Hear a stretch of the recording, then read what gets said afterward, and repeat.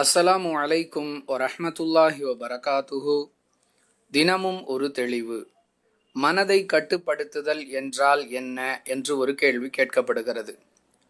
மார்க்கத்தை பற்றி பேசக்கூடிய பல ஆலிம்கள் நம்முடைய மனதை கட்டுப்படுத்த வேண்டும், நம்முடைய நஃப்ஸை அடக்க வேண்டும் என்றெல்லாம் கூறுகிறார்களே, அப்படி என்றால் என்ன, அதனால் ஏற்படக்கூடிய பாதிப்புகள் என்னென்ன என்பது போன்ற பல விஷயங்களை உள்ளடக்கி இப்படி ஒரு கேள்வி கேட்கப்படுகிறது.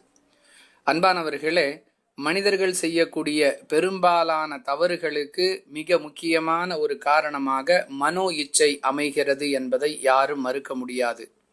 சில செயல்களை தவறு என்று தெரிந்தும் பலர் செய்கிறார்கள்.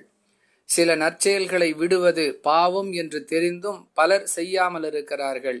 இதற்கான அடிப்படை காரணங்களுள் ஒன்று மனோ இச்சை, அதாவது தன் மனம் எதை விரும்புகிறதோ அதை அப்படியே செய்ய வேண்டும் என்ற எண்ணம். இந்த மனோ இச்சையை எதிர்த்து போராடினால் மனிதன் ஓரளவிற்கு நன்மைகளை செய்யவும் தீமைகளை விட்டு விலகவும் வழிகள் ஏற்படும். அதைத்தான் மார்க்கத்தில் மனதை கட்டுப்படுத்த வேண்டும், மனதுடன் போராட வேண்டும் என்பது போன்ற வாக்கியங்களை கொண்டு அறிவுரை கூறப்பட்டிருக்கிறது. இது குறித்து ரசூலுல்லாஹி ஸல்லல்லாஹு அலைஹி வஸல்லம் அவர்கள் சொல்லக்கூடிய செய்தி திருமிதி எனும் நூலில் 1621 எண்ணில் இடம்பெற்றிருக்கிறது. யார் தன் மனதுடன் போராடுகிறானோ அவனே போராளி என்று அல்லாஹுவின் தூதர் அவர்கள் கூறுகிறார்கள். ஒருவரை போராளி என்று சொல்லுவதற்கு பல வகையான அடையாளங்கள் இருக்கின்றன. அவற்றுள் ஒன்று, ஒருவன் தன் மனதையும் எதிர்த்து போராட வேண்டும் என்பது இந்த ஹதீஸ் நமக்கு சொல்லக்கூடிய பாடம். மனதை எதிர்ப்பதற்கு தயாராகிவிட்டால் மனோ இச்சையை பின்பற்றி நடைபெறக்கூடிய தவறுகளிலிருந்து நாம் பாதுகாப்பு பெற்றுவிடலாம். இல்லை என்றால் நம்முடைய நிலை என்னவாகும் என்பதை அல்லாஹ் திருக்குரானில் 6வது அத்தியாயத்தின் 119வது வசனத்தில் தெளிவுபடுத்துகிறான்.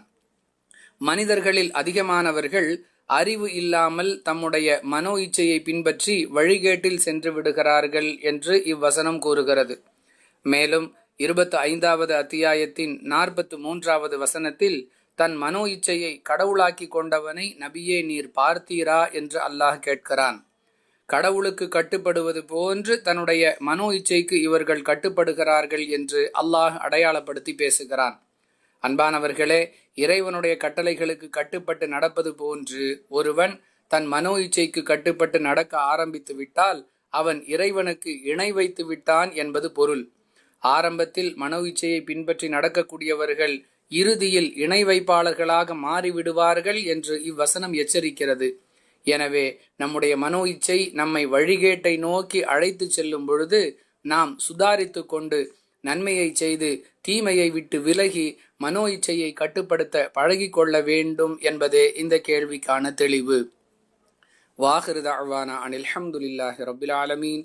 அஸ்ஸலாமு அலைக்கும் வரஹ்மத்துல்லாஹி வபரகாத்துஹு.